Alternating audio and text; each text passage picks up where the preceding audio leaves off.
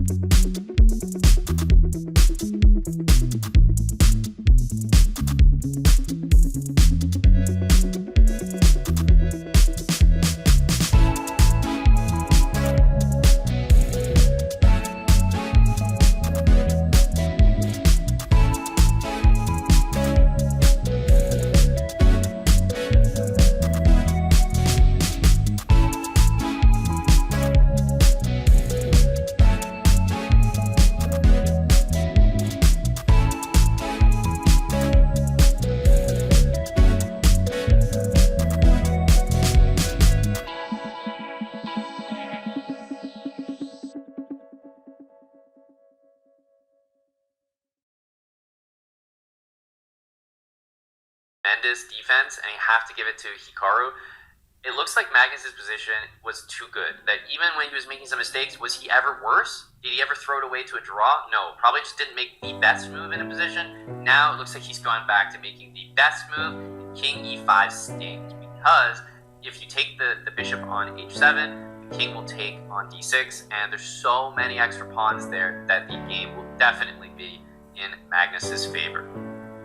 Yep, and that's what Hikaru is thinking. And now he's playing knight to e7, trying to keep knights on the board, understandably so. Bishop to e4, attacking the knight, rook e8 check, king f4, knight to c5, attacking the bishop. But Magnus sees that he ain't gonna blunder that bishop with one move, and then rook d8, attacking another knight. Hikaru's just trying to be annoying as heck.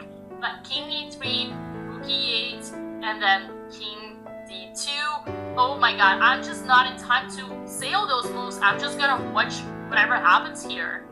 Yeah, I think it makes sense to stick with the live board. At this point, the moves are coming in so fast, and unfortunately for Hikaru, yes, he's being tricky, but Magnus is just being better. He has the better position, and he's converting appropriately. The bishop covers the knight, king c4, king b5 will happen, the a pawn will disappear, and the rook is it's kind of going side to side, hoping for an avenue, some kind of pawn to take. But by the looks of this, at this point, I feel that there's so many extra pawns that Magnus does have this conversion. Yeah, and well, one hope here for Hikaru is that the knights are still on the board, so there are still checks, there are still tricks. Hikaru just needs to be resourceful. Oh! This is the only trick that he set, by the way. This is the only reason he played rook g8, and Magnus walked into hanging a piece, and he's still winning.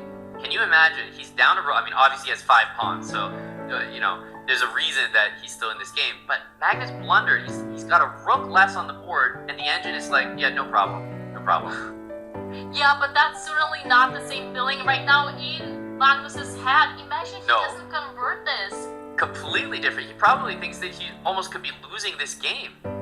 This could be monumental in terms of the energy shift, the momentum going in Hikaru's direction. Because honestly, maybe Magnus blunders that and still wins the game, which is absolutely insane, but we'll see. Yeah, I do have to explain everybody watching this right now that the reason why white is winning is because this knight has absolutely nowhere to go. And now Magnus finally found the winning plan, which is gonna be to transfer the bishop to b5, and knight is gonna be bye-bye, Tanya, bye. So how do you describe something like this? Magnus is obviously, he's embarrassed, he just blundered a full piece, but is this just Magnus things?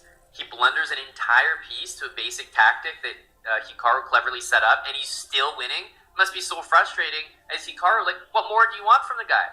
And he's gonna resign. Amazing.